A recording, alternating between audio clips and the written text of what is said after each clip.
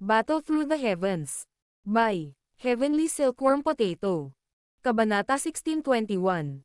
Ang espasyo sa ang ibaba ng ang magma. Isang pulang apoy ang sumiklab sa loob ng magam. Pinag-cross ni Xiaoyan ang kanyang mga braso sa kanyang dibdib. Tiningnan niya ang mga misteryosong nilalang na nakapaligid sa kanya at natatawang sinabi. Dahil may tagapag-alaga, maaari ba akong magtanong kung ano ang binabantayan nito? Tao, umalis ka kaagad o mamatay. Ang mga mata ng dalawang makapal na puting butiki ng apoy ay napuno ng malamig na lamig habang nakatitig kay Xiaoyan. Ang mga salitang iyon na hindi nila pamilyar ay dahan-dahan nilang binibigkas. Ang mga taong nakapaligid na butiki ay nagpakita ng kabangisan sa kanilang mga mata matapos ang mga salita ng dalawang iyon ay tumunog. Ang kanilang mga kaliskis ay naging mas maitim. Si Xiaoyan ay may kalmadong ekspresyon. Hindi nagbago ang mukha niya dahil sa lumalakas na hangarin na pumatay sa paligid niya. Kung nakilala niya ang line-up na ito noon, malamang natakot siya. Ngayon, gayunpaman. Dalawang bansyeng lamang at isang grupo ng mga hamak na eksperto ay hindi nagdulot ng kahit katiting na pagbabanto laban sa kanya. Talagang pupunta ako sa ilalim ng magma ngayon. Tumawa ng mahina si Xiaoyan. Hindi gumagalaw ang katawan niya. Sa halip, mabilis na kumalat mula sa kanyang noo ang isang malawak at malakas na pagbabago-bagong espiritual na parang bilis ng kidlat. Buzz buzz. Ang magma ay biglang nanginginig ng matindi pagkatapos nitong kumalat ang espiritual na pagbabago. Nagkaroon ng malabong buzzing sound na ibinubuga. Maya-maya pa ay biglang nanginig ang katawan ng maraming fire butiki sa paligid. Isang langit na parang espiritual na presyon ang bumangon mula sa kaibuturan ng kanilang mga kaluluwa, na naging dahilan upang sila ay manginig. Ang kanilang porma sayon ay naging ganap na gulo sa isang iglap. Ang dalawang ganap na puting butiki ng apoy ay nagkaroon ng pagbabago sa ekspresyon nang makita ang eksenang ito. Bago pa sila makalabas ng malakas na sigaw. Gayunpaman, ang magma sa kanilang harapan ay biglang sumabog. Isang malawak at napakalaking hindi maipaliwanag na pagbabago-bago ang walang awa na sumabog sa kanilang mga katawan. Bang! 10,000 talampakan ng magma wave ang mabilis na kumalat. Ang dalawang puting butiki ng apoy ay direktang pinasabog. Tumalsik ang dugo sa kanilang mga bibig. Ang kanilang mga mata ay naglalaman ng malaking pagkabigla habang nakatingin sila kay Xiaoyan. Mawala. Si Xiaoyan ay may mahigpit na ekspresyon. Isang kulog na parang sigaw ang sumabog mula sa dulo ng kanyang dila.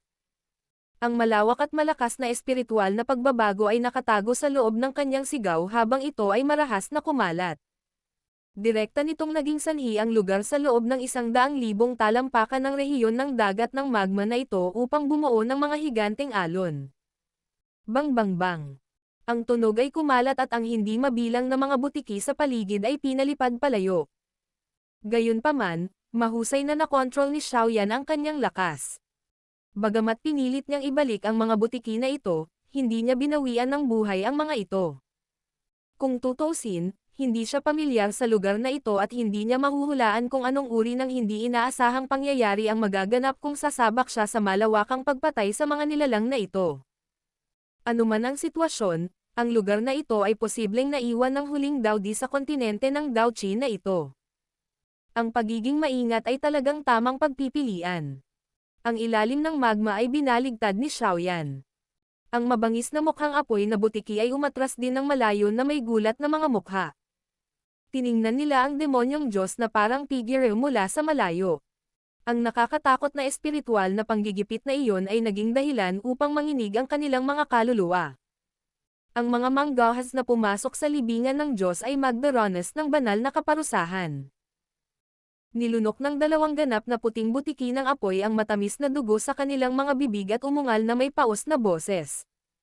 Ngumiti lang si Xiaoyan sa harap ng ganoong banta.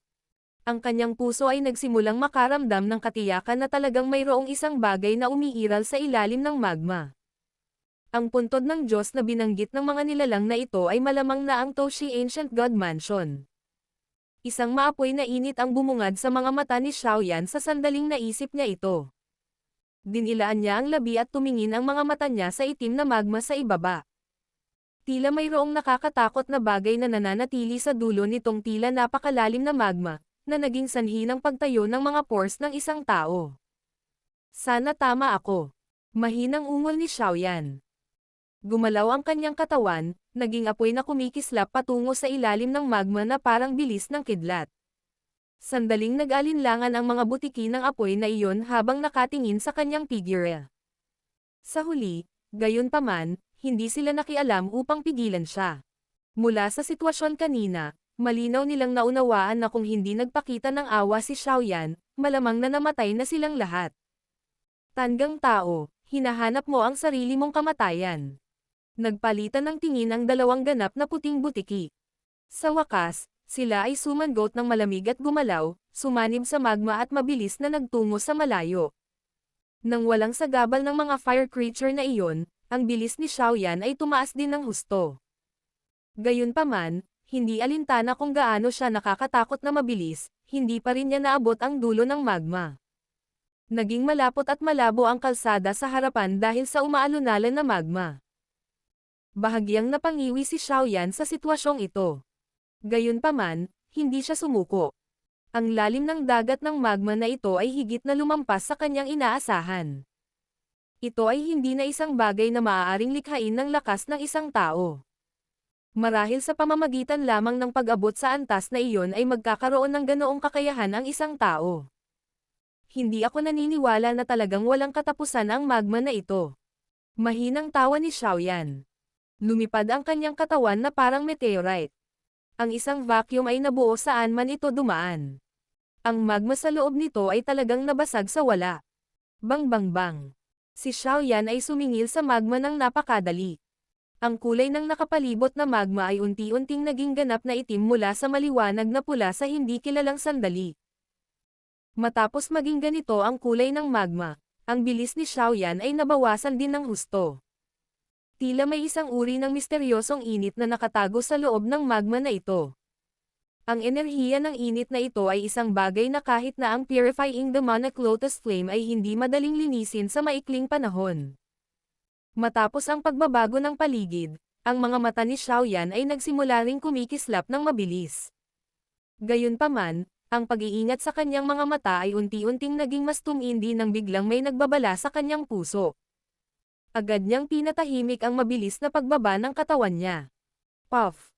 Ang magma sa paligid ni Xiaoyan ay nanginginig at sumabog nang biglang huminto si Xiaoyan. Ang mga mata nito ay diretsyong nakatingin sa harapan niya. Mula sa kanyang espiritual na pagdama, ang lugar na ito. Tila ang dulo ng magma. Gayunpaman, isang walang katapusang magma lamang ang nakikita niya. Patuloy na kumikislap ang mga mata ni Xiaoyan.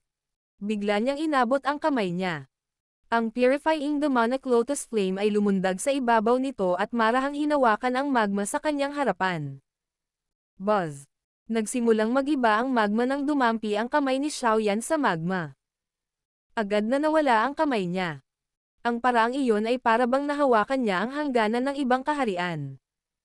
Isang kaharian ang nakatago sa ilalim ng magma. Pinanood ni Xiaoyan ang eksenang ito at hindi sinasadyang lumanghap ng malamig na hangin. Kasalukuyan siyang nagtataglay ng kakayahang bumuo ng isang kaharian. Gayunpaman, malamang na maging sina Han Tiandi at Go Yuan ay mahihirapang magtayo ng isang kaharian sa ilalim ng magma na ito. Ang Toshi Ancient God ay talagang naaayon sa kanyang reputasyon. Tumawa ng mahina si Xiaoyan. Isang pagkabigla ang lumitaw sa kanyang mahinahong puso. Ang tanging tao sa huling 10,000 taon na may kakayahang gawin ito ay ang Dao Di lamang.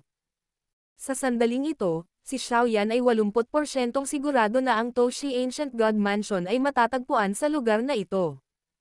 Isang ligaw na pananabik ang lumukso sa loob ng maitim na mga mata. Saglit na nag-alinlangan si Xiaoyan bago siya nagdikit ng ngipin at biglang humakbang pasulong. Direkta siyang humakbang papunta sa kaharian sa ilalim ng magma. Shi! Ang orihinal na daloy ng magma na pumupuno sa kanyang mga tainga ay nawala sa sandaling pumasok siya sa mahiwagang espasyong iyon. Isang medyo madilim at tahimik na walang katapusang espasyo ang lumitaw sa harap ni Xiaoyan. Ang kaharian na ito ay tahimik sa hindi sinasadyang mahabang panahon. Ang buong kaharian ay napuno ng isang napakasinaunang amoy. Dahan-daang nilibot ng mga mata ni Xiaoyan ang lugar na ito. Ito ay ganap na walang laman. Walang kakaiba. Bahagyang kumunot ang noo niya habang maingat na umaasenso ang katawan niya. Lumipad si Xiaoyan sa walang laman na espasyong ito. Sa wakas ay huminto siya makalipas ang ilang minuto at itinoon ang kanyang mga mata sa isang lugar sa di kalayuan. May malabong kumpol ng liwanag na nakabitin sa lugar na iyon. Saglit na nag-alinlangan si Xiaoyan habang nakatingin sa kumpol ng liwanag. Sa wakas, nagdikit ang ngipin niya at lumipad. Sa kanyang unti-unting paglapit, nahadyap ng kanyang mga mata ang sitwasyon sa loob ng kumpol ng liwanag. Ito ay isang batong pinto, 100,000 talampakan ang malaking batong pinto. Tahimik na nakatayo ang batong pinto sa bakanteng espasyo. Para bang ito ay iiral ng walang hanggan. Isang sinaunang mapanglo na aura ang dahan-daang kumalat mula rito at umalangaw-ngaw sa kalangitan. May isang katulad na malaking parisukat sa harap ng pintong bato. Huminto si Xiaoyan sa isang lugar na napakalayo mula sa sinaunang pintong bato. Matamlay na pinagmamasdan ng kanyang mga mata ang mahiwagang eksenang ito sa loob ng madilim na espasyo. Sa sandaling iyon, talagang naiwang tulala siya. Si Xiaoyan ay lumitaw na parang langgam habang nakatayo sa harap ng mar-angle na pintong bato. Isang paggalang ang umusbong sa kanyang puso nang hindi niya namamalayan. Gayunpaman, hindi nagtagal, bigla niyang napagtanto na ang pag-iingat ay lumitaw sa kanyang puso. Itong batong pinto ang nagbigay sa kanya ng udyok na hindi niya makontrol. Ang buong lugar ay talagang napaka-misteryoso at hindi maarap. Nilibot ng mga mata ni Xiaoyan ang pintong bato. Sa wakas, huminto sila sa tuktok nito. 3 sinaunang salita ang naruroon. Biglang nanliit ang mga mata niya nang mapunta sa mga salitang iyon. Nagsimulang tumibok ng malakas ang puso niya. Ancient God Mansion. Ang mga sinaunang salita ay hindi masyadong maganda. Ito ay karaniwan ngunit tila nagtataglay ng walang katapusang gabi na tila kumokontrol sa mundo. Sa wakas ay natagpuan na kita. Ang ngiti sa gilid ng bibig ni Xiaoyan ay biglang lumaki habang tinitingnan ang 3 sinaunang salita. Ang ngiti sa gilid ng bibig ni Xiaoyan ay tumagal lamang ng ilang sandali nang biglang lumitaw ang lamig sa kanyang puso. Parang may nagmamasid sa kanya. Dahil sa pakiramdam na ito, unti-unting naging solemn na ang ekspresyon ni Xiaoyan. Nilibot ng kanyang mga mata ang paligid ngunit wala siyang nadiskubre. Ilang sandali pa ay naningkit ang kanyang mga mata at dahan-daang ibinaba ang kanyang ulo. Kasabay nito, isang haligi ng apoy ang bumaril mula sa kanyang daliri. Ang haligi ng apoy ay kumalat sa madilim na mundong ito. Tumigas din ang mga mata ni Xiaoyan sa sandaling ito. Natigilan siya habang nakatingin sa espasyo sa ibaba. Parang natahimik ang dugo sa katawan niya. Ito ay. Pakiramdam ni Xiaoyan ay parang sumabog ang kanyang balat sa loob ng tahimik na espasyo. Battle Through the Heavens. Kabanata 1622. Mahiwagang nilalang. Ang maliwanag na liwanag ng apoy ay sumikat sa espasyong ito, na tila nasa kadiliman sa loob ng 10,000 taon. Gayunpaman, si Xiaoyan ay hindi sinasadyang nakaramdam ng lamig sa kanyang katawan sa kabila ng liwanag mula sa apoy. Ang pinagmulan ng lamig na ito ay tila ang napakalaking nilalang na naruroon sa madilim na espasyo sa ibaba.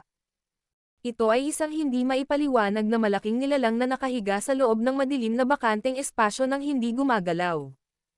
Lumipat ang paningin ni Xiaoyan sa katawan nito. Gayunpaman, hindi niya pa rin makita ang dulo ng katawan nito nang naharang ang kanyang paningin ng dilim sa di kalayuan. Ang mahiwagang nilalang na ito ay ganap na lila-ginto ang kulay. Binalot ng yelong malamig na kaliskis ang katawan nito. Isang uri ng matigas na bakal na parang pakiramdam na bumangon mula rito. Si Xiaoyan ay pinalutang sa bakanteng espasyo. Hindi makita ng kanyang mga mata ang nilalang sa kabuuan nito. Maaaring isipin ng isa kung gaano kalaki ang nilalang na ito. Ito ang unang pagkakataon na nakakita si Xiaoyan ng ganito kalaki na katawan pagkatapos ng lahat ng mga taon na ito. Kahit na ang kanyang mga dekada ng karanasan ay nagbigay daan kay Xiaoyan na mapanatili ang isang mahusay na kontrol sa kanyang sarili, nakaramdam pa rin siya ng labis na pagkagulat nang bigla niyang natuklasan na mayroon talagang isang napakalaking nilalang, na maaaring lumamon sa kalangitan, na naruroon sa madilim na espasyo sa ilalim niya. Sino ang mag-aakala na magkakaroon talaga ng isang nakakatakot na nilalang na umiiral sa loob ng tahimik na espasyong ito, na tila walang buhay? Gulp. Ang lalamunan ni Xiaoyan ay gamulong ng hindi sinasadya. Bakas pa ang malamig na pawis sa kanyang noo. Pinagmasdan niyang mabuti ang malaking nilalang na nakaupo sa ibaba. Kahit sa kanyang paningin, hindi niya mahulaan kung anong klaseng nilalang iyon. Hindi ako dapat manatili sa lugar na ito. Dahil nalaman na niya na ang ilalim ng mundo ng magma ay talagang nagtatago sa Ancient God Cave, sinadya din ni Xiaoyan na umatras. Bagamat ang malaking nilalang na iyon sa ibaba ay ganap na tahimik at mukhang patay, pinahintulutan ng kanyang D-State Soul si Xiaoyan na makakita ng bakas ng mapanganib na aura. Ang ganitong uri ng aura ay hindi mas mababa kaysa sa Han Tiandi o Guyuan. Pinakamabuting huwag manatili sa lugar na ito ng matagal. Ang pinakaangkop na hakbang ay ang tipunin ang kanyang mga tao at utusan si Guyuan na samahan siya upang siyasatin ang Ancient God Mansion na ito. Ang katawan ni Xiaoyan ay dahan-daang umatras habang ang ideyang ito ay nag-flash sa kanyang puso. Gayunpaman, 10 hakbang pa lang siya pabalik nang bigla niyang naramdaman na bahagyang nanginig ang katawan ng malaking nilalang sa ibaba niya. Bagamat ang paggalaw na ito ay bahagyang, naging sanhi pa rin ito ng pag-ikli ng mga mata ni Xiaoyan. Naiintindihan niya na sa lakas niya, siguradong hindi siya nagkakamali. Sa kasong iyon, mayroon lamang isang sagot. Buhay pa ang misteryosong nilalang na ito. Ang bilis ng pag-atres ni Xiaoyan ay biglang tumaas nang maisip niya ito. Isang pares ng malalaking mata sa loob ng madilim na bakanteng espasyo, na matagal nang nakasara, ay biglang bumukas nang magsimulang umatras si Xiaoyan. Ang pares ng mga mata ay may bahagyang pamumula sa mga ito. Mataimtim ang mga mata na iyon. Ang laki lang ng pares ng mga mata na ito ay daan-daang beses na mas malaki kaysa kay Xiaoyan. Ang pares ng mga mata na ito ay nakatutok kay Xiaoyan sa sandaling magbukas sila. Kasabay nito, ang sobrang nakakatakot na pressure ay direktang bumalot sa katawan ni Xiaoyan, na naging dahilan upang biglang bumagal ang kanyang pag-atres. Nagbago ang ekspresyon ni Xiaoyan matapos ang nakakatakot na pressure na iyon ang bumalot sa kanyang katawan. Binuhay niya ang kanyang kaluluwang D-State. Noon lang niya nagawang bawasan ang pakiramdam na nahulog siya sa kumunoy. Tomb Raider. Dinala mo ba ang sinaunang Jade? Biglang nayanig ang espasyo habang lumakas ang espiritual na lakas ni Xiaoyan. Isang boses, na naging dahilan ng panginginig ng espasyo, ay biglang tumunog. Hinigpitan ni Xiaoyan ang kanyang kamao. Tumingin siya sa pares ng malalaking mata sa loob ng dilim. Sa sandaling ito, ang mga mata na iyon ay naglalaman ng nagyayelong ginaw habang nakatitig sa kanya sa isang walang pakialam na paraan. Walang pagbabago sa loob nito. Hindi sinasadyang nakapasok ako sa lugar na ito. Patawarin mo ako kung naabala ko ito. Atras ako kaagad. Ikinulong ni Xiaoyan ang kanyang mga kamay sa mata at nagsalita sa malalim na boses. Walang sinaunang Jade ha. Isang boses ang umalangaw-ngaw sa loob ng kalawakan matapos itong marinig ng nilalang. Kaagad, si Xiaoyan ay tila nakakita ng kaunting pagkabigo at isang malamig na malalamig na layuning pumatay. Ito ay masama. Malaking pagbabago ang ekspresyon ni Xiaoyan nang makita ang emosyong ito. Hindi siya mapakali sa anumang bagay. Tinakpan ng Purifying Demonic Lotus Flame ang kanyang katawan at ang isang pares ng buto na pakpak ay pinalawak mula sa kanyang likod. Pagkatapos nito, nagmamadali siyang umatras.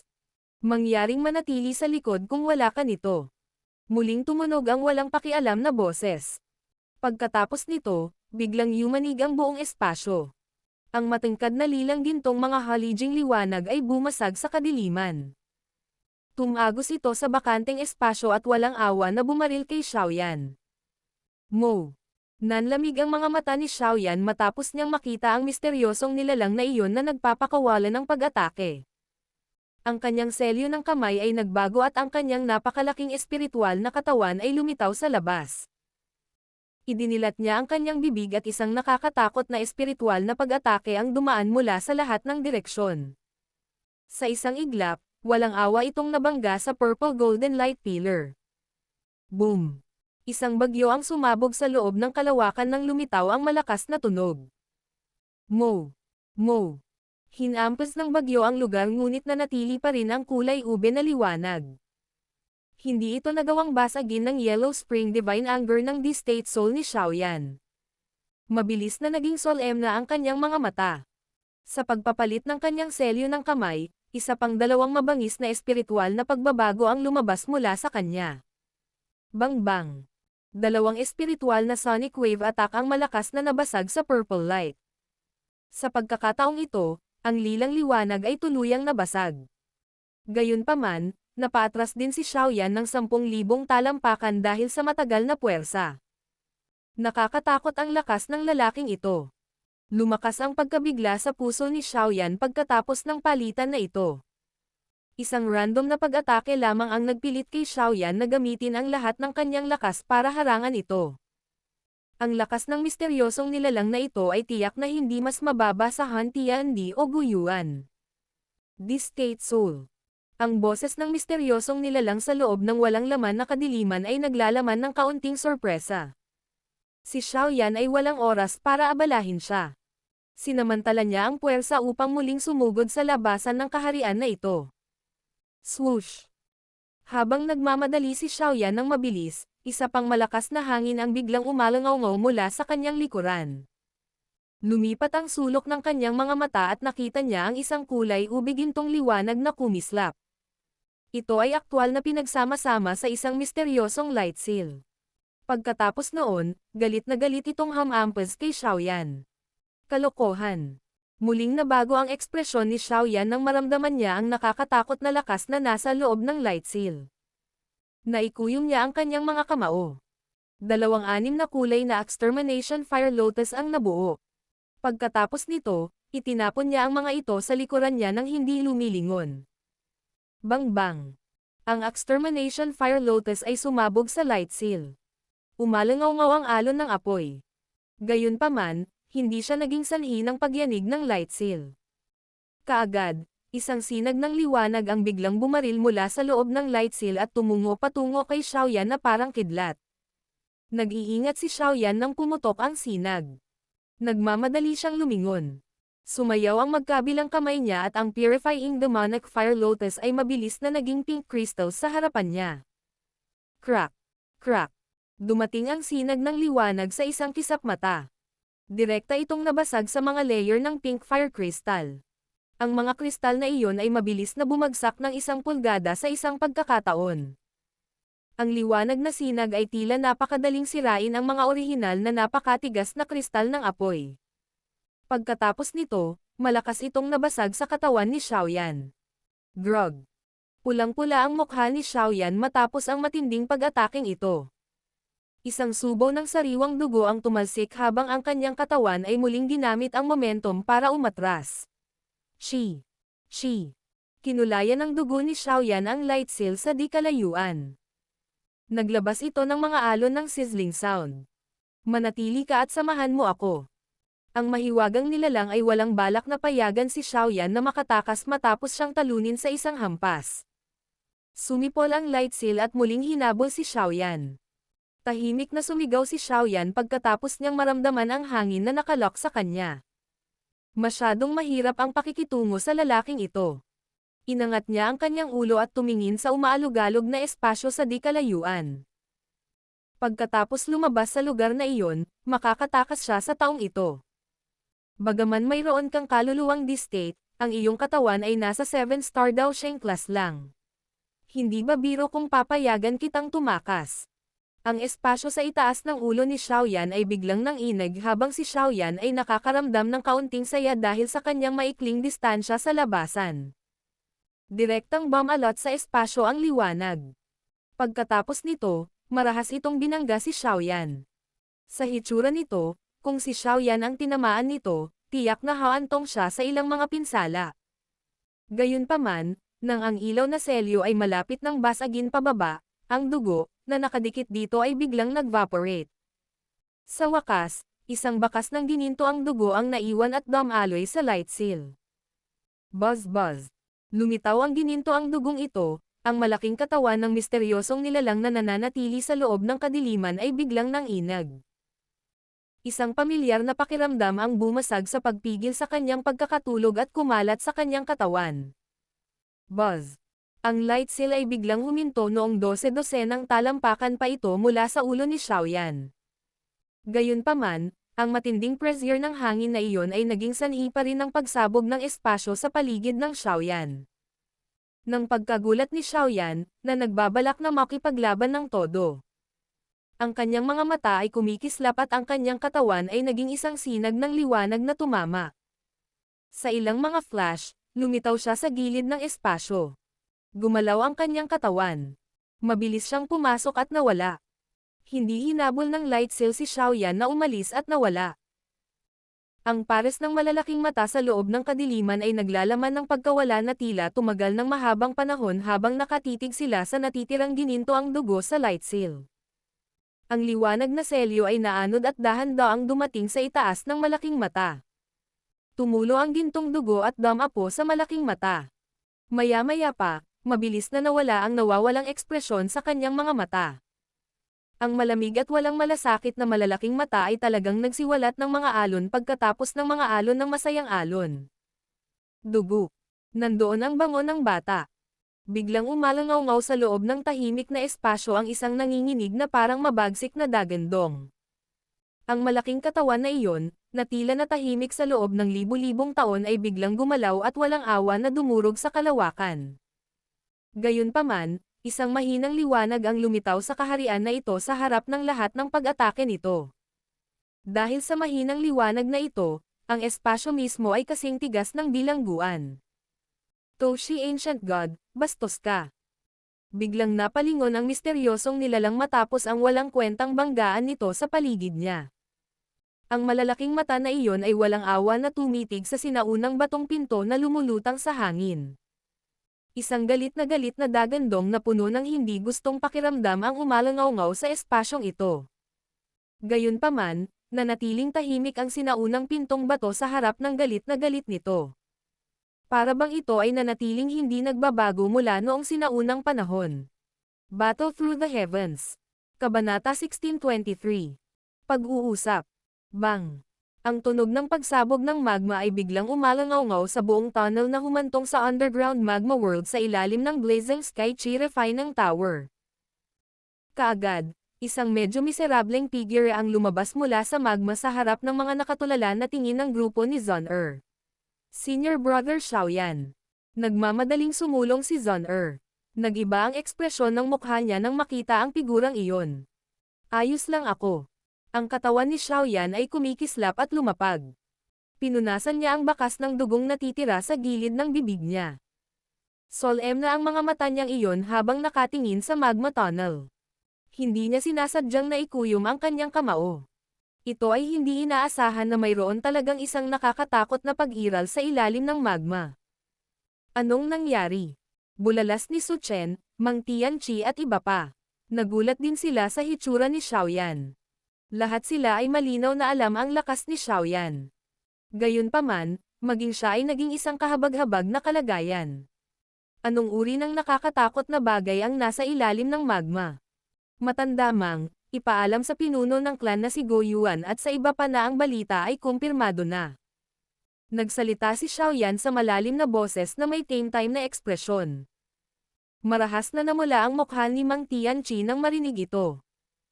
Hindi sinasadyang tumibok ng malakas ang puso niya. Naunawaan niya ang kahalagahan ng bagay na ito. Kaagad, hindi siya nang ahas na bawasan ang sitwasyon habang siya ay direktang tumalikod at nagmamadaling umalis upang ipaalam kay Gu Yuan at sa iba pa ang bagong impormasyong ito. Ang Ancient God Mansion ay talagang matatagpuan sa ilalim ng magma. Medyo nagulat si Kailin habang nakatingin sa magma tunnel at nagtanong. Kung tutuusin, matagal na siyang nanatili sa loob nito. Gayunpaman, wala siyang naramdaman. Oo, tumanggaw si Xiaoyan. Agad siyang nagbigay ng buod tungkol sa nangyari sa ilalim ng magma. Si Zon-er at ang iba pa ay hindi sinasadyang nagkaroon ng matinding pagbabago sa ekspresyon pagkatapos nilang mabalitaan na mayroong isang misteryosong nilalang na maihahambing kina Gu Yuan at Han Tiandi sa kaharian sa ilalim ng lawa.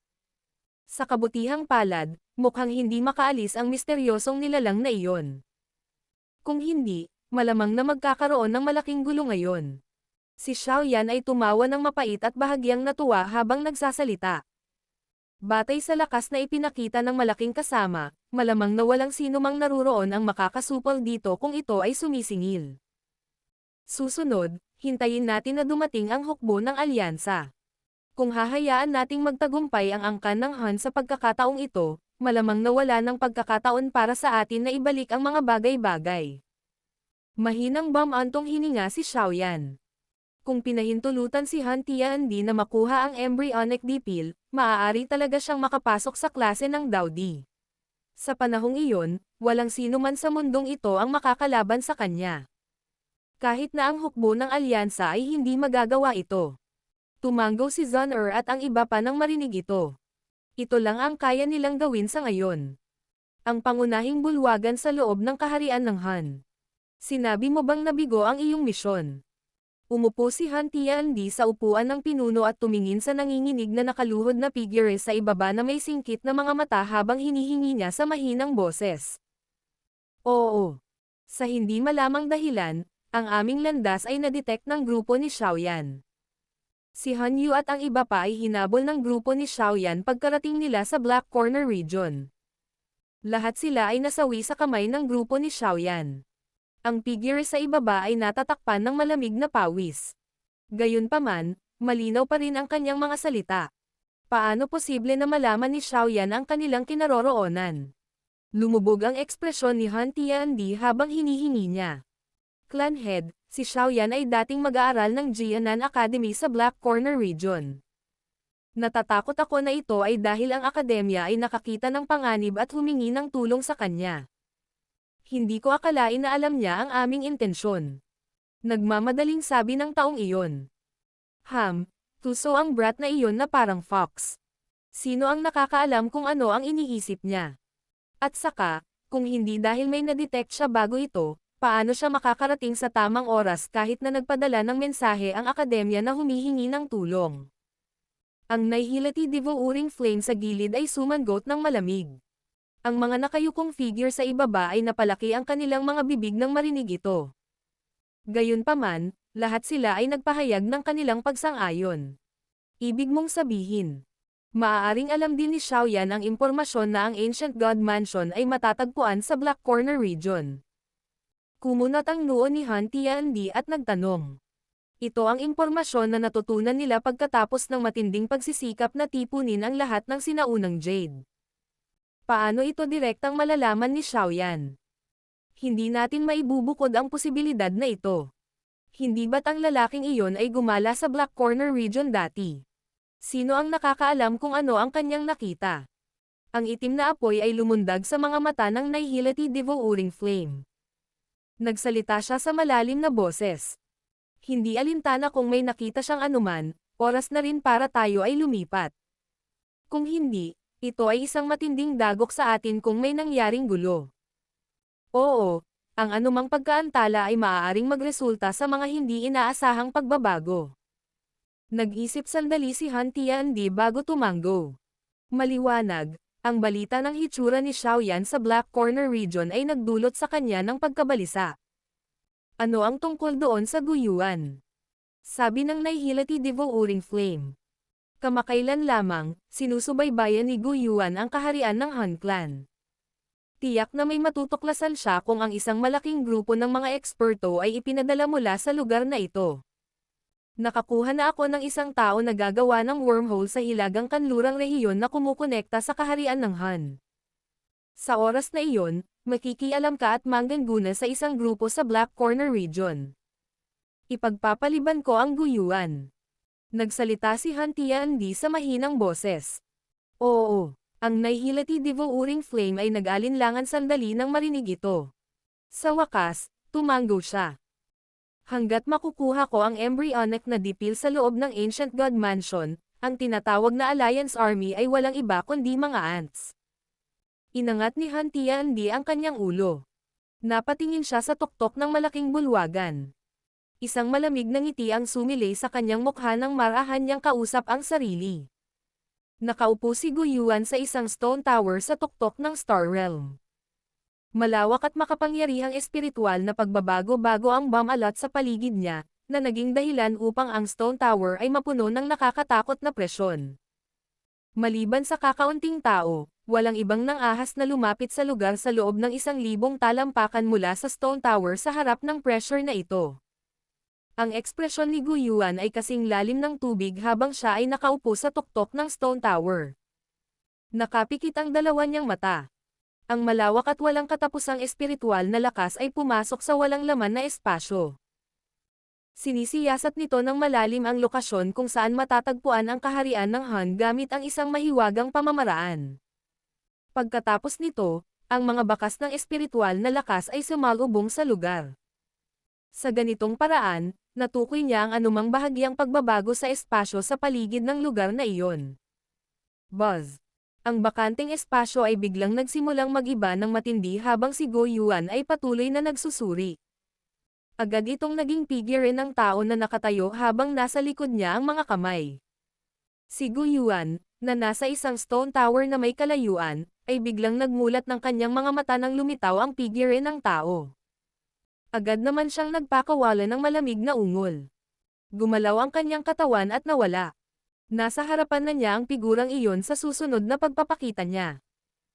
Han Tiandi. Isang malamig na kislap ang sumilay sa mga mata ni Go Yuan habang tinitingnan niya ang puting damit na tila pinong lalaking nasa harapan niya. Sa ating apat noon, tayong dalawa na lang ang natitira.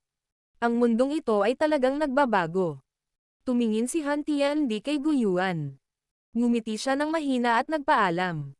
Ang pagkahulog ng dalawa pa ay lubos na nauugnay sa iyo. Malamig na tumawa si Gu Yuan. Si Han Tiandi ay walang tiwala. Tumingin siya kay Go Yuan bago siya biglang nagsabi. Kung handa kang makipagtulungan sa akin, tiyak na tutulungan kita sa oras na sumulong ako sa Daudi class sa hinaharap. Nagulat si Go Yuan. Hindi niya inaasahan na susubukan talaga siya ni Han Tiandi na i-recruit. Gayunpaman, mabilis siyang ngumiti at nagtanong. Sa tingin mo, posible ba iyon? Nakakalungkot. Isa ka sa kakaunting taong pinapahalagahan ko. Umiling si Han Tiandi sa pagkabigo, tila alam ang sagot ni Gu Yuan. Inangat niya ang kanyang ulo at tumingin sa bakanteng espasyo bago siya biglang bumulong. Ito ay bali-balita na ang isang elite na Daudi ay makapangyarihan. Ngunit bakit ang mga elite na Daudi noon ay tuluyang nawala? Mahigpit na sumimangot si Go Yuan ngunit hindi tumugon. Ang mga sagot na ito ay malamang na may hayag kapag ako ay sumulong sa klase ng Daudi.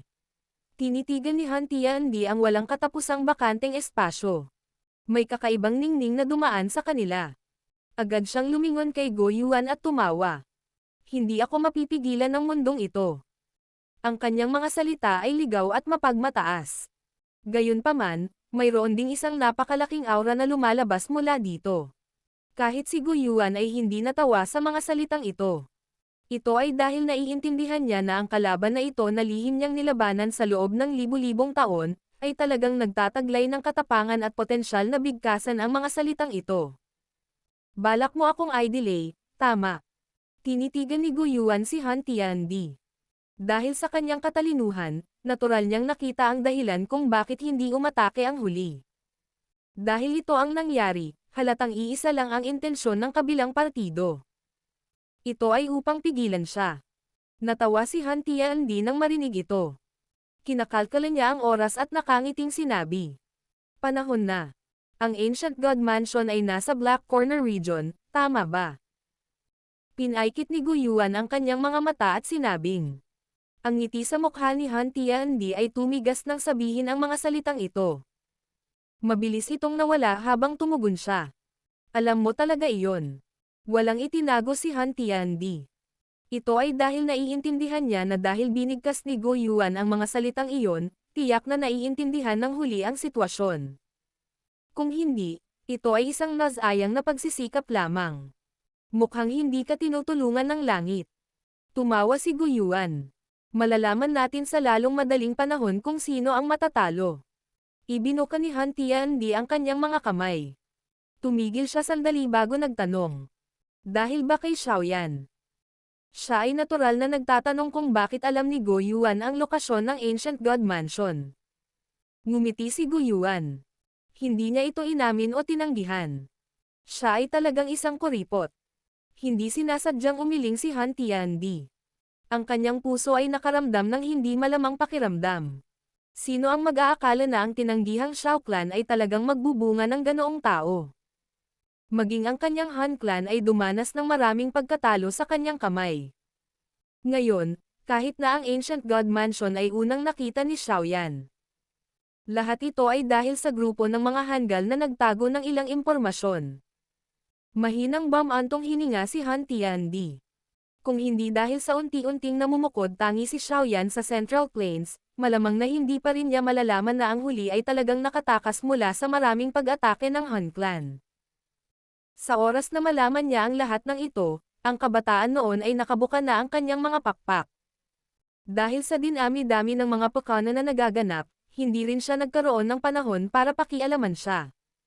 Sino ang mag-aakala na ang maliit na pagkakamaling ito ay talagang magbubunga ng isang malaking problema para sa kanila? Maghihirap ka kung minamaliit mo siya. Ngumiti si Guyuan. Natahimik siya saglit bago niya sinabi. Marahil ay magiging mas katangi-tangi pa siya kaysa kay Xiao Zuan. Oh, nagtaas ng kilay si Han Tiandi. Napangiti siya ng mahina at sinabi. Mukhang mataas ang evaluation mo. Gayunpaman, dahil kayang patayin ng aking Han Clan ang unang Xiao Zuan, natural na mapapatay natin ang pangalawa. Guyuan, ngayon, pumunta tayo sa Black Corner region at tingnan. Ang espasyo sa paligid ng Han Tiandi ay dahan-daang nasira. Unti-unting nawala ang kanyang katawan. Isang malamig na kislap ang sumilay sa mga mata ni Guyuan habang nakatingin siya kay Han Tiandi, na nawala. Kumikislap ang kanyang katawan at diretso siyang lumitaw sa loob ng meeting room ng Star Realm. Tumingin siya kay Lei Ying at sa iba pa bago iwinagayway ang kanyang kamay at nagutos sa malalim na boses. Ang alyansa ay tatanggo sa Black Corner region. Sa pagkakataong ito, tiyak na dapat nating pigilan ang Han Clan. Battle Through the Heavens. Kabanata 1624. Pagdating ng isang malaking labanan. Sa Jianan Academy, maraming estudyante ang nagsidatingan at dumaan sa isang malaking kalsada na may mga puno sa gilid. Ang enerhiyang natatangi sa mga kabataang lalaki at babae ay kumalat sa kagubatan. Sila ay ganap na walang kamalayan sa malaking labanan na malapit nang dumating. Kaya naman, hindi sila nataranta. Ang kanilang mga pag-uusap ay lahat ay nauugnay sa eksena noong lumitaw si Xiaoyan noon. Ang tono na ginamit nila ay puno ng paghanga at pananabik. Si Xiaoyan ay nakahiga sa isang mataas na puno sa kanyang pambihirang nakaka-relax na sandali. Nakatingin siya sa azure sky habang ang bibig niya ay ngumunguya sa isang damo, na unti-unting napuno ng pait. Maraming taon na ang lumipas mula nang siya ay tahimik na nakahiga sa akademya at pinagmamasdan ang langit. Ito ay maraming taon na. Ipinikit ni Xiaoyan ang kanyang mga mata at hindi sinasadyang bumantong hininga ng tahimik. Ngayong naisip niya ito, sariwa pa rin sa kanyang isipan ang eksena ng kanyang pagsasanay sa Jianan Academy noon.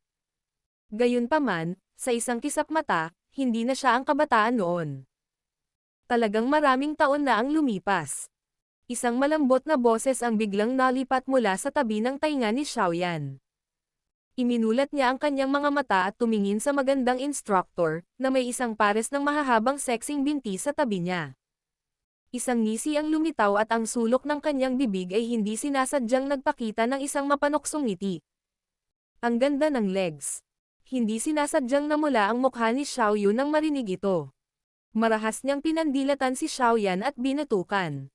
Matanda ka na pero hindi ka pa rin marunong magseryoso. Nakangiti ang sulok ng bibig ni Xiaoyan. Nakalagay ang dalawang kamay niya sa likod ng ulo niya. Wala siyang sinabi. Ang tahimik na kapaligirang ito ay isang bagay na talagang nagustuhan niya. Sa mga taong ito, pinilit siya ng Hall of Soul at ng Han Clan hanggang sa puntong halos hindi na siya makahinga. Ito ay dahil naunawaan niya na ang patuloy na pagsasanay lamang ay makakatakas siya mula sa kapalaran na maduraj ng napakalaking bundok na iyon. Bukod dito, sa sandaling siya ay nawasak, ang kanyang pamilya at angkan ay magkakaroon din ng parehong kapalaran. Dumating na ang malaking labanan. Naunawaan ni Xiaoyan na maaaring ito ay isang mapagpasyang labanan. Gayunpaman, ito ay tiyak na dahil dito na ang kanyang orihinal na tensed puso ay lubos na nakaka-relax. Ginawa na niya ang lahat ng kaya niyang gawin. Siya rin ay gumawa ng pinakamalaking pagsisikap na palakasin ang kanyang sarili. Ngayon, oras na para hintayin ang resulta. Si Xiao Yu ay eleganteng umupo sa tabi ni Xiaoyan. Nilinggan niya ang kanyang ulo at tinitigan ang mukha na may singkit na mga mata. Ang mukha na ito ay lumitaw na mas mature at determinado kumpara noon. Ang orihinal na lamang ay malabo na naging isa pang alindog. Ito ay isang mukha na maaaring pagmasdan ng isang mahabang panahon. Kinulat ni Xiao Yu ang kanyang mapupulang labi. Marami na siyang nakitang kabataan at mahuhusay na individual sa mga taong ito na ginugol niya sa pagtuturo sa akademya. Marami sa kanila ang nagsimula ng ligaw na pagtugis sa kanya. Gayunpaman, lahat sila sa huli ay nabigo. Ito ay dahil lagi siyang umiiling sa tuwing ikinukumpara niya ang mga taong iyon sa taong nasa harapan niya. Matapos ang lahat ng mga taong ito ng pagsasanay, naunawaan niya kung gaano katangi at kahanga-hanga ang lalaking ito sa kanyang harapan. Mabuti sana kung hindi tayo magkadugo. Kung minsan, may mga kakaibang iniisip na lilito sa puso ni Xiao Yu, na nagiging sanhi ng pamumulan ng kanyang mukha at tenga habang paulit-ulit niyang pinapagalitan ang sarili dahil sa pagiging walang hiya sa kanyang puso. Nag-iisip ka ba ng romansa? Binuksan ni Xiaoyan ang kanyang mga mata sa hindi malamang sandali. Napatingin siya sa magandang babaeng instructor sa gilid, na kinakagat ang mapupulang labi, at nakangiting tanong. Tama.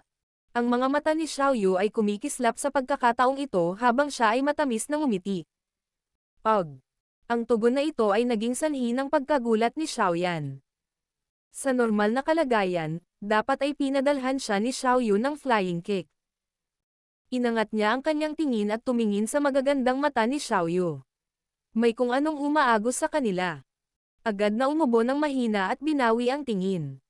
Ang mga pilak ng ngipin ni Xiao Yu ay kumagat sa kanyang mapupulang labi ng may mas malaking puwersa matapos makitang binawi ni Xiaoyan ang kanyang tingin. Pagkatapos nito, unti-unting nabawasan ang ripple sa loob niya. Tinitigan niya si Xiaoyan at marahang sinabi. Salamat. Ha? Muling nagulat si Xiaoyan. Agad siyang tumawa, mukhang nalilito ka. Ito ang mga salita na hiniling sa akin ng mga miyembro ng clan na dalhin sa iyo sa huling beses na bumalik ako sa Jiama Empire. Tumawa si Xiao Yu. Medyo natigilan si Xiaoyan. Lalong uminit ang ngiti sa gilid ng labi niya.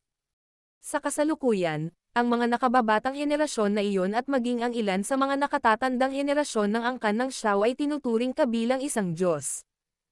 Maaaring pag-alitan sila ng ibang tao ngunit kung ang mga taong iyon ay maglakas loob na magsabi ng anuman tungkol sa iyo, tiyak na sasalaki sila. Maraming miyembro ng clan na nag-iisa sa iba't ibang sekta dahil dito. Tumawa si Xiao Yu. Lumilitaw ang malambot niyang boses na para bang isang ordinaryong bagay sa pamilya ang kanyang pinag-uusapan. Ito ay kakaibang init. Hihihi. Itong Diyos nila ay tinatawag na walang kwentang basura noon. Ibinuka ni Xiaoyan ang kanyang bibig at tumawa. Maliit na tao. Iyon ay isang bagay mula noong lahat tayo ay napakabata pa, ngunit naaalala mo pa rin ito. Inilibot ni Xiao Yu ang kanyang nakakaakit na mga mata kay Xiaoyan at sinabing. Tumawa si Xiaoyan.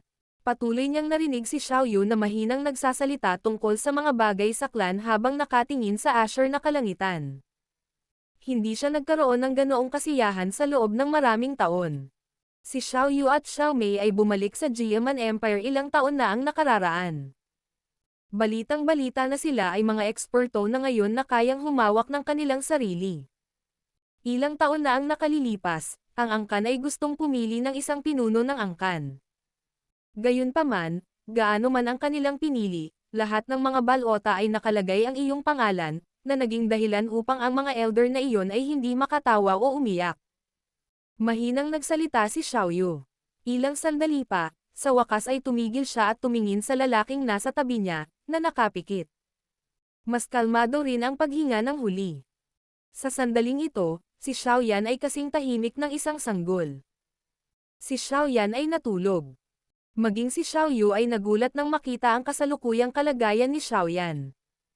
May kung anong awa ang lumitaw sa kanyang mga mata.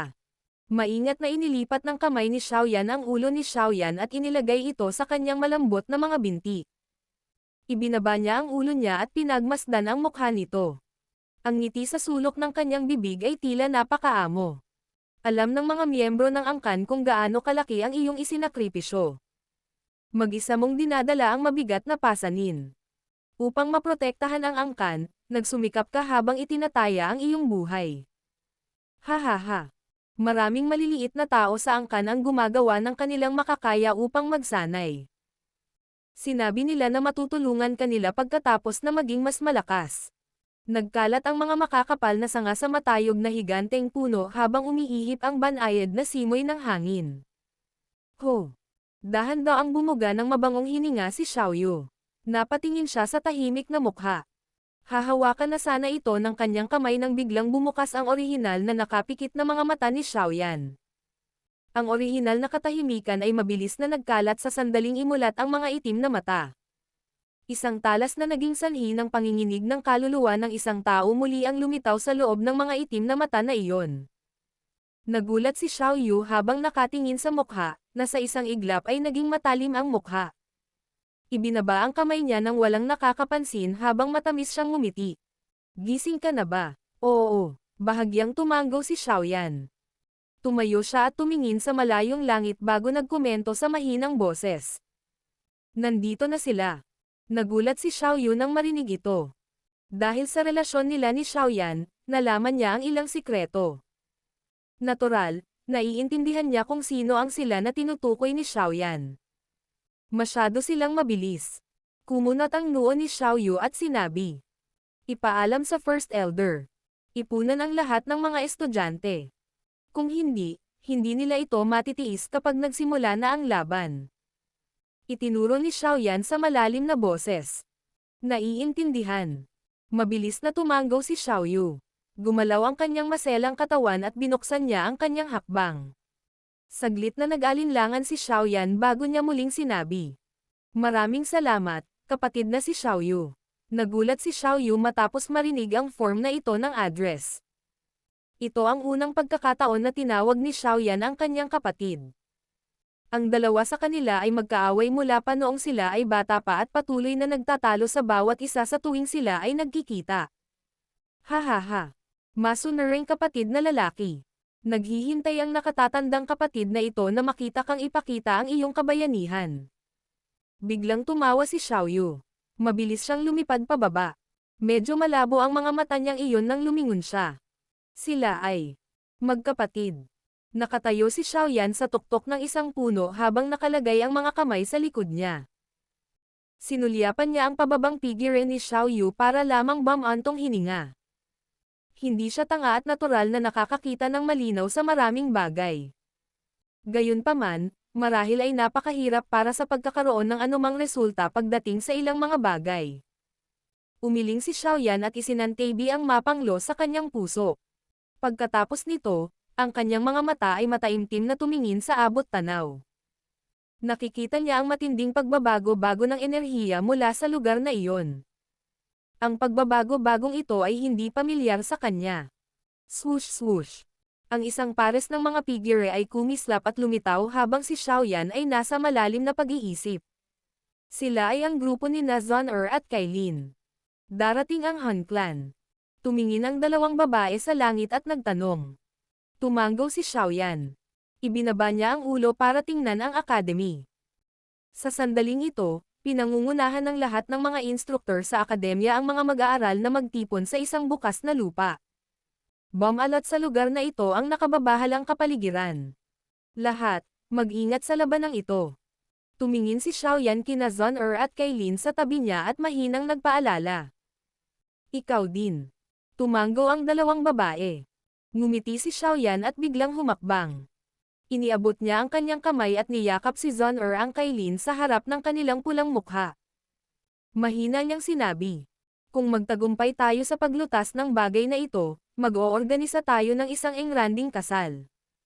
Oo, Isang napahiya at masayang ekspresyon ang bumungad sa mga mata ng dalawang babaeng iyon habang sila ay tumango. Isang init ang naramdaman habang niyayakap niya ang dalawang babae. Nagmamadaling bumaba si Xiaoyan sa malaking puno at lumitaw sa bukas na lupa. Ikinumpas niya ang kanyang kamay at isang malaking bitek ang lumitaw sa espasyo. Ang bitek ay humantong sa Heavenly Tomb. First Elder, relax, inutusan ko na ang mga nilalang sa loob. Hindi nila sasaktan ang mga estudyante. Binuksan ni Xiaoyan ang tunnel, tumingin kay Su Chen at sinabing, "Bata, maraming salamat." Tumango si Su Chen. Binigyan niya si Xiaoyan ng isang malalim na yuko at hindi ng ahas na mag-antala. Sa sobrang bilis, diretso siyang sumugod sa spatial tunnel. Dumagsa ang mga estudyante na parang tubig baha. Muling umangat sa ere si Xiaoyan pagkatapos makapasok ang mga estudyante sa Heavenly Tomb. Tumingin siya sa malayo. Pagkatapos nito, ang itim na ulap ay mabilis na lumipad na may bilis na parang kidlat. Isang napakalaking aura ang kumalat sa itim na ulap. Nagpakawala ng mahabang hininga si Xiaoyan at kinuyam ang kanyang kamao habang tinitingnan ang earth-shaking na parang momentum. Dumating na ang hukbo ng alyansa. Napabuntong hininga si Xiaoyan. Bigla niyang ibinaling ang kanyang mga mata sa hilagang kalangitan. Ang espasyo sa lugar na iyon ay nanginginig ng husto at maraming mga figure ang lumitaw mula sa lahat ng dako. Tumawid ito sa malayong kalawakan, dala ang humahanggos na tunog ng hangin na umalangaw-ngaw sa kalangitan habang nagmamadali sila patungo sa Jianan Academy. Isang pagmamalaki ang biglang umakyat sa puso ni Xiaoyan habang tinitingnan niya ang porma sayon na kumalat sa kalangitan. Nagpakawala siya ng mahabang dagandong patungo sa langit. Ang dagandong ay parang kulog na dumagundong sa kalangitan. Malinaw itong naririnig sa loob ng 50 kilometrong radius. Han Clan, kung gusto mong lumaban, lalaban ako hanggang sa mabusog ka. Battle Through the Heavens. Kabanata 1625. Labanan para sa mansyon. Tinakpan ng itim na ulap ang kalangitan na tila naging madilim sa isang iglap. Napakalaking aura na kumalat sa itim na ulap at umalangaw-ngaw sa lugar na ito. Nagdulot ito ng bahagyang pagyanig ng lupa.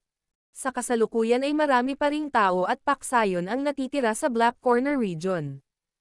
Bagamat binalaan na sila ni Xiaoyan at ng iba pa, hindi pinili ng mga taong ito na umalis. Karamihan sa mga makakaligtas sa Black Corner region ay mga walang puso at matatapang na individual. Kaya naman natural na hindi madali na iwanan sila sa teritoryong kanilang ipinaglaban sa loob ng maraming taon sa pamamagitan lamang ng ilang salita. Si Xiaoyan at ang iba pa ay iniwan na lamang ang mga bagay-bagay pagkatapos na hindi pinansin ang kanilang babala. Natural na pagsisihan nila ito pagdating ng panahon. Ang Xiao Gate ay naipadala na rin sa Heavenly Tomb ng maaga. Anuman ang sitwasyon, ito ay isang pangkat na itinatag niya noon. Natural na hindi siya magpipigil kung matutulungan niya sila. Kaya naman, ang kasalukuyang rehiyon ng Black Corner ay mas walang laman kumpara sa dati. Bagaman tumanggi ang ilang matitigas na tao na umalis, mayroon ding ilang mapagpasyang individual. Kung tutuusin, ang masaker na nangyari ilang araw ang nakalipas ay nagbigay daan sa kanila na maunawaan kung gaano kakilakilabot ang tinatawag na Han Clan. Ang itim na ulap ay kumalat at tinakpan ang lugar sa paligid ng Black Corner region. Kaagad, ang itim na ulap ay umikot at sumipol palabas sa kanyang katawan sa isang makapal na paraan. Seryoso ang ekspresyon ni Xiaoyan habang nakatingin sa mga figure na tumatakip sa kalangitan. Mula sa hitsura nito, ang angkan ng Han ay lumabas ng buong lakas. Tila buong hangarin ni Han Tiandi na makuha ang Ancient God Mansion. Mag-ingat ka, marahan na nagsalita si Zhang sa gilid. Puno ng pag-aalala ang maganda niyang mga mata. Kahit na siya ay naramdaman na ang line-up na ito ay lubhang nakakatakot. Bahagyang tumango si Xiaoyan. Napatingin ang kanyang mga mata sa gitna ng itim na ulap. Mayroong 12-12 ng mga figure na lumilitaw sa espasyo. Ang pinuno ay ang pinuno ng angkan ng Han, si Han Tiandi. Ang Nihility Devouring Flame ay sumunod na malapit sa likuran. Sa likod nila ay ang apat na matandang walang kamatayang tao na nagtayo ng Death World noon. Ang aura ng apat na matandang ito na hindi mamamatay ay talagang nakabawi. Ang mga mata ni Xiaoyan ay sumulyap sa apat na individual at ang kanyang puso ay lumubog ng hindi sinasadya. Apat na eksperto na maihahambing sa isang 8 bituin na si Dao Sheng.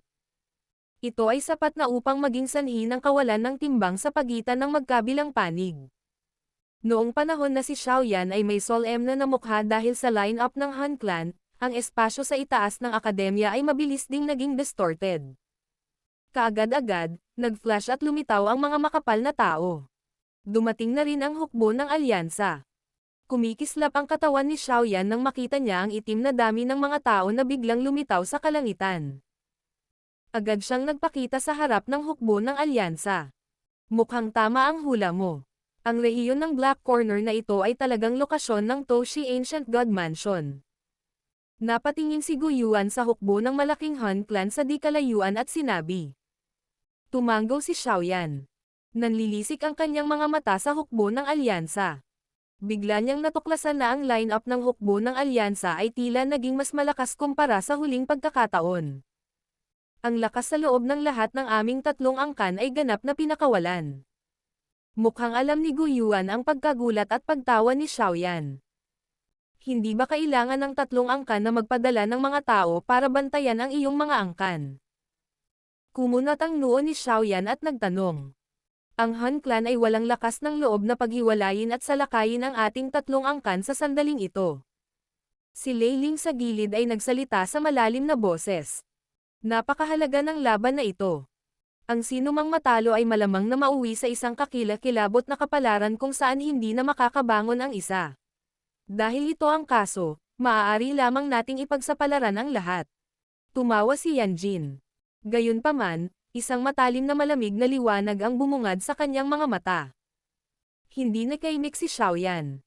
Tahimik siyang tumanggo. Sa katunayan, kung papayagan si Han Tiandi na matagumpay na sumulong sa klase ng Daodi, isang kapalaran lamang ang naghihintay sa 3 angkan anuman ang kanilang pagtatanggol. Dahil ito ang nangyari, mas mabuting ipagsapalaran ang lahat at lumaban ngayon. Tama. Nakipagsapalaran na ako sa ilalim ng magma at natuklasan ang Ancient God Mansion sa loob. Gayunpaman, mayroong isang misteryosong nilalang na nagbabantay sa pasukan ng mansyon. Ang lakas nito ay lubhang nakakatakot. Sa tingin ko ay malamang na hindi ito mas mahina kaysa kay Uncle Go o Han Tiandi. Nagsalita si Xiaoyan na may seryosong mukha. Ang mga salitang ito ay naging sanhi hindi lamang ang mga ekspresyon ni Lei Ying at ng iba pa na nagbago ngunit humantong din ito sa bahagyang panginginig ng katawan ni Guyuan. Ang malaking labanan na ito ay medyo hindi mahuhulaan kung ito ang mangyayari. Maaaring baguhin ng Advanced Level 9 Star Dao Sheng ang resulta ng labanan. Wala akong narinig na anumang lahi na hindi tao na gumagawa ng isang Advanced Level 9 Star na eksperto sa klase ng Dao Sheng sa loob ng nakaraang 1000 taon. Malamang na ang misteryosong nilalang na ito ay umiral sa napakatagal na panahon. Kahit si Han Tiandi at ako ay maaaring hindi maihahambing dito. Ungol ni Guyuan. Tumanggo si Xiaoyan at ang iba pa. Talagang maipaliwanag ito ng isa sa ganitong paraan. Pagkatapos ng lahat, ang taong iyon ay dapat na umiral ng napakahabang panahon upang maging tagapag-alaga ng Ancient God Mansion. Hindi ka pani-paniwalang sabihin na mas matanda ito kay Go Yuan at Han Tiandi. Pagkatapos ng lahat, ang buhay ng isang magical beast ay natural na kalamangan nito.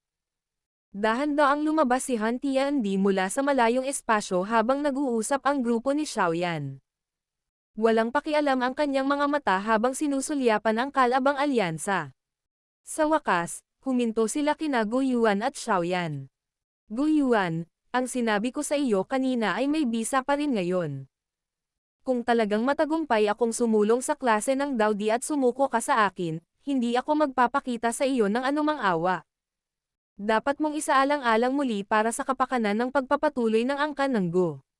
Nagsalita si Han Tiandi sa mahinahong boses. Hindi napigilan ni Guyuan ang pagtawa matapos makita na ang taong ito ay talagang nagbabalak pa ring makipagtulungan sa kanya. Hindi siya nagsalita.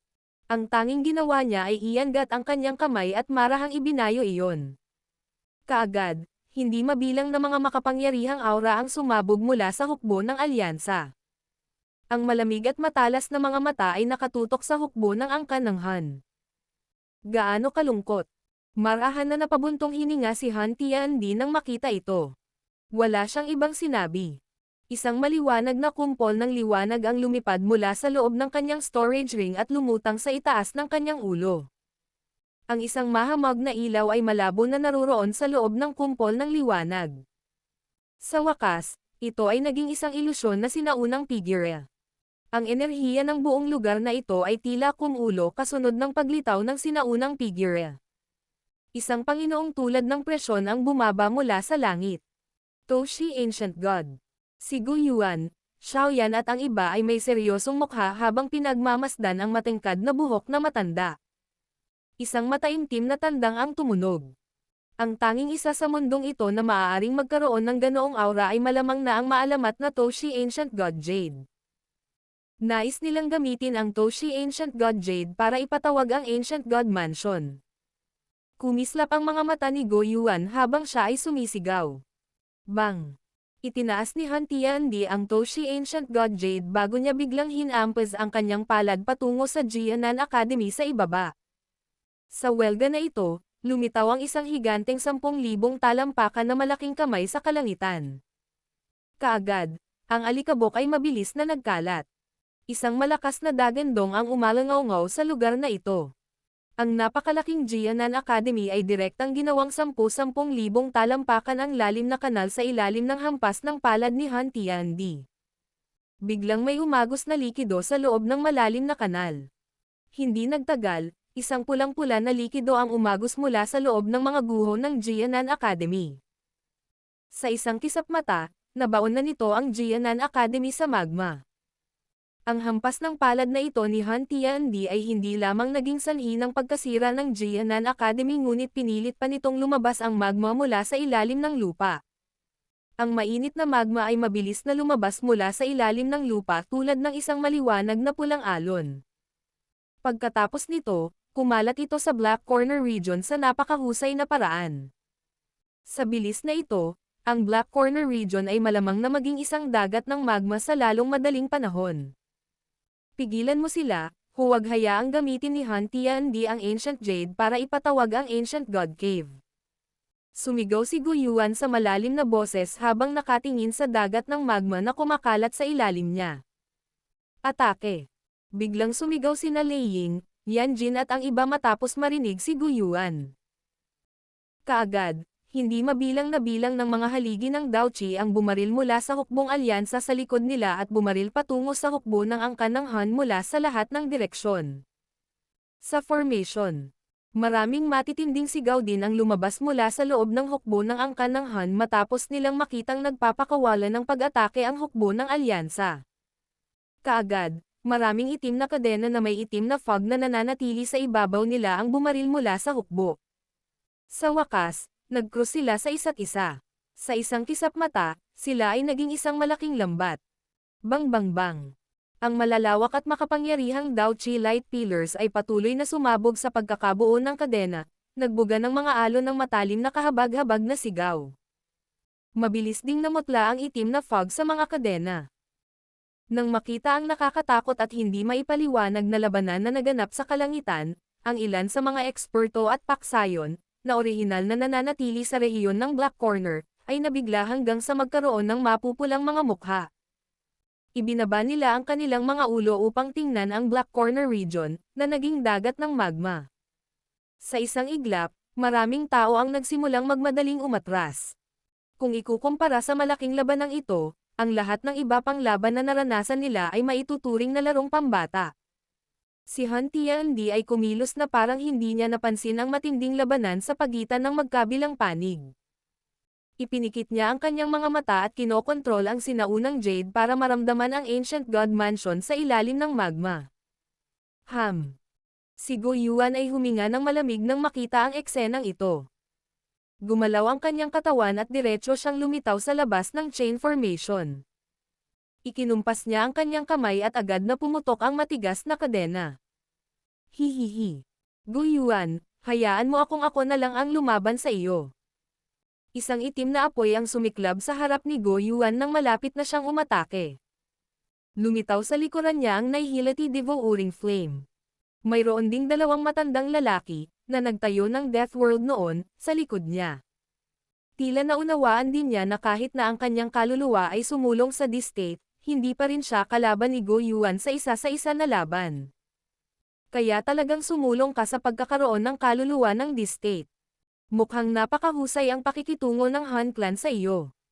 Sa paningin ni Go Yuan, natural niyang nasabi na ang kasalukuyang Nihility Devouring Flame ay sumulong na sa pagkakaroon ng kaluluwa ng D-State.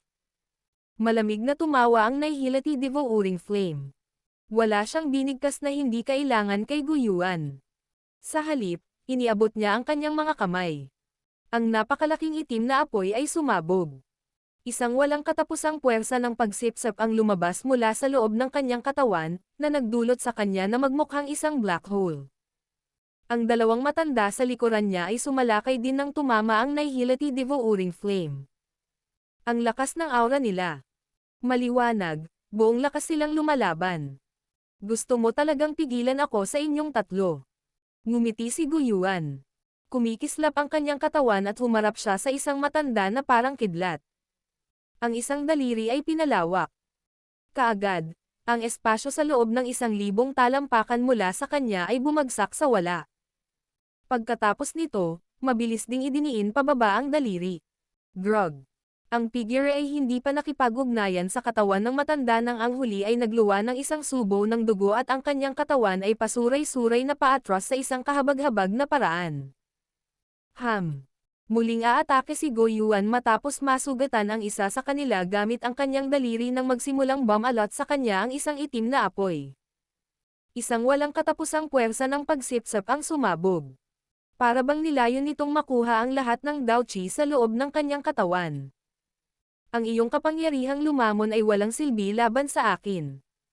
Ang malawak at makapangyarihang Dao Qi ay naglalaman ng isang kakilakilabot na espiritual na pag-atake habang ito ay lumabas mula sa loob ng katawan ni Go Yuan. Diretso nitong binasag ang itim na apoy na nakabalot sa kanya. Pagkatapos nito, dumukot ito patungo sa Nihility Devouring Flame. Dalawang matatandang figure ang lumitaw sa harap ni Xiaoyan, na sumugod sa larangan ng digmaan, habang sina Go Yuan at ang Nihility Devouring Flame Trio ay nakikibahagi sa isang malaking labanan. Sabay-sabay na tumunog ang mahigpit nilang malamig na sigaw. Bastos! Ibalik mo ang Deathly Silence Gate ko.